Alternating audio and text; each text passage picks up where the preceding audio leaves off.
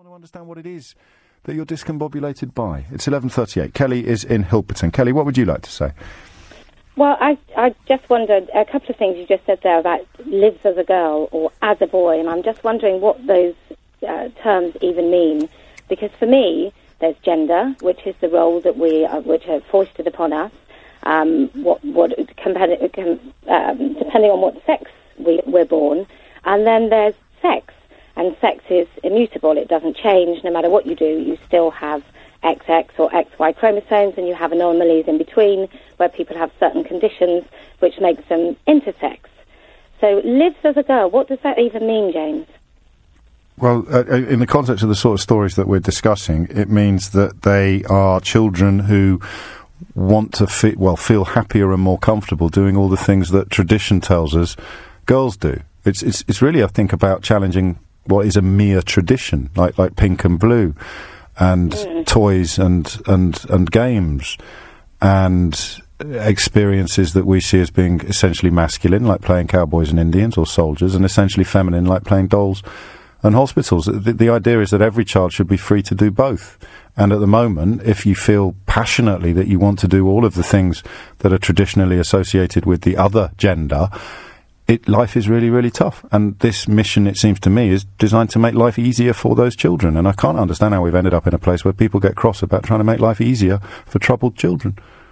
Well, you see, the problem you have there is that we've decided what makes a girl, and we've decided what girls should do and what boys should do. And yeah, but they want to decide for themselves. They don't want you to decide what they are. No, my little boy wore tutus and little heels, prancing around the house, and he absolutely loved it. And not once did I think he must be a girl. I just thought that was a boy in a dress. You're telling me about you, not him. Okay. That's the whole point about when you said that he was a girl. When you said, well, that's fine then, but other boys, other children born as boys do. They honestly feel that they're girls. But they're not, because their sex is completely immutable. Okay. And when we talk about surgery, what happens to when they say that they are, when they say that they're getting suicidal as they approach puberty because they know that they're going to develop much more prominent male organs, and yet inside they're absolutely female. What do you think they're doing? Do you think they're just lying, or do you think they're mischievous? Inside female means. What does absolutely inside female even mean? Well, if you speak to these children, I really want to understand where you're coming from, but you can't answer my question with another question. You have a child who, and I've met children like this. It's not hard to meet them, or you can see them being interviewed. There's lots of brilliant stuff on YouTube. Look up Fox Fisher, who's an activist in this field, and he's been in the studio. You can find an interview with him on the LBC website. We spent a long time together discussing it, and he was born a girl, and he explained to me in painstaking detail how he always knew he was a boy. So I just want you to tell me what you think he's doing. Is he lying, or is he being brainwashed by someone? Or because if you told me something about your innermost soul and self, I don't know if I'd be arrogant enough to think that you'd got yourself wrong. I think I'm a parent of 4, and I think when my children say stuff that would be as catastrophic as saying they feel they've been born in the wrong body, I would probably wait it out until they were old enough to really understand what that might mean. Fox is in his 20s and absolutely adamant that he was always a boy, even though he tried to live as a girl with the body, as you would say, his sex, his immutable sex. So I just want you to know there's thousands of these children now finding the courage to come forward. I think it's 0.1% of the general population, so you don't need to get too worried. But what do you think motivates them? And I am going to ask you a slightly more robust question, which is, what the hell gives you the right to tell other people what they should be feeling about themselves? I don't profess to do that. Yes, you did. Yes, you did. You did, and you have.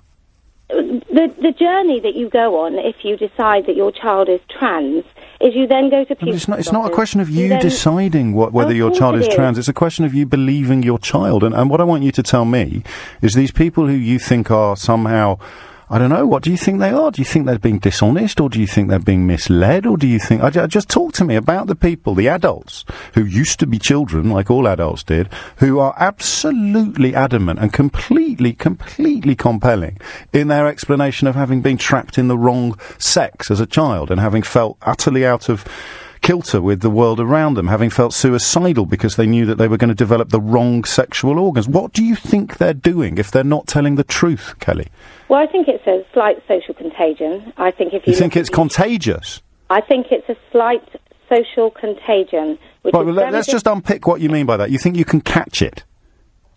No, I think that... Well, I'm just going to look up contagion on your behalf for everybody else's benefit, all right? OK, you carry on being patronising. I'm not patronising. I'm trying to understand the words that you're using. Right. Social contagion. So I'll tell you of an instance of a girl that's been raised from birth... The communication of a disease from one person or organism to another by close contact. So you don't mean that? Think there's ever a social contagion. So punk is not a social contagion. That's a movement of innate people that have decided they all like the same music and wear their hair the same. Oh, my life. Contagion. OK. That's not a trend. So you think it's trendy? No, I think there are some people that are vulnerable enough... OK, well, let's talk about the ones who aren't. Let's talk about the ones who are real. Not the victims of a trend or a social contagion. What do you think is going on in their minds that makes them so utterly wrong about who and what they are? Well, I don't think you can take a child at 4, and I don't think they can be right about... I've used an example of a man in his 20s.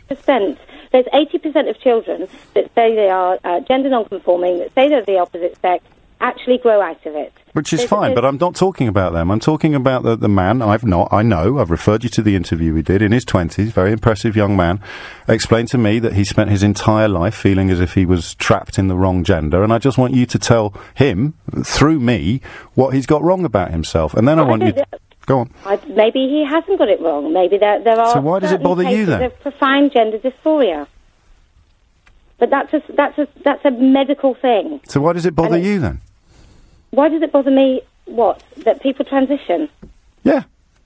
It doesn't bother me what people's personal journeys are. I don't think we should be allowing children to transition in any meaningful way. I think... Well, we're talking about clothes. Is that a meaningful way? I don't want to patronise you by checking what you mean by words, because you didn't mean contagious when you said contagion. Pardon? I don't think you're a girl because you wear a dress. So children should be able to dress as they want? Absolutely. At school. So a boy wants to go to school in a skirt, that's absolutely fine by you? Absolutely fine. What about changing rooms? It doesn't mean he's a girl. No, I think a girl's and a boy's right to be in a changing room with the same sex, not gender. But these are cubicles with walls and doors. Well, they're not, are they? Have you been to a Topshop changing room? Well, not recently, but I was in an H&M Hennis one last Saturday. There's a lot of... Some changing rooms have fully lockable doors, James, and that's perfectly fine. They can be unisex. And some changing rooms don't, and we should afford girls and women the right to... Because you think just to be clear, because you think that a man pretending to be a woman might invade their changing room in the hope of, catching them in their What, you mean pants? Like there's 3,500 cases of voyeurism and indecent exposure? You think those things... By men pretending to be women?